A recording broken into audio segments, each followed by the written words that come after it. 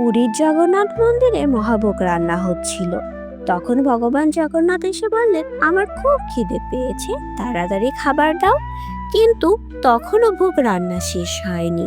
রান্না ঠাকুর খুব ভয় পেয়ে গেল, কারণ মহাভোগ রান্না হতে আরো কিছুটা সময় লাগবে।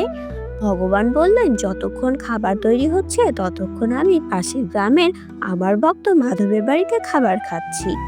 এটা বলে তিনি সেখান থেকে চলে যান। গ্রামের গরিব কৃষক মাধব খিচুড়ি রান্না করছিলেন। হঠাৎ এক সাধুর বেশে ভগবান তার দরজায় এলেন আর বললেন, আমার খুব খিদে পেয়েছে, তুমি কি আমায় কিছু খাবার দেবে? মাধব তৎক্ষণাৎ তার রান্না করা খিচুড়ি আনন্দের সহিত সাধুকে দিলেন। ভগবান তা ভালোবাসার সাথে গ্রহণ করে বললেন, তোমার এই খিচুড়ি আমার মহাভোগের থেকেও প্রিয়। মন্দিরের পূজারী খিচুড়ি নিয়ে এসে দেখলেন ভগবানের ঠোঁটে খিচুড়ির দাগ। সবাই বুঝতে পারলেন ভগবান ভক্তির আস্বাদ গ্রহণ করেন, ভোগের নয়। ভিডিওটি ভালো লাগলে সাবস্ক্রাইব করে পাশে থাকুন। জয় জগন্নাথ।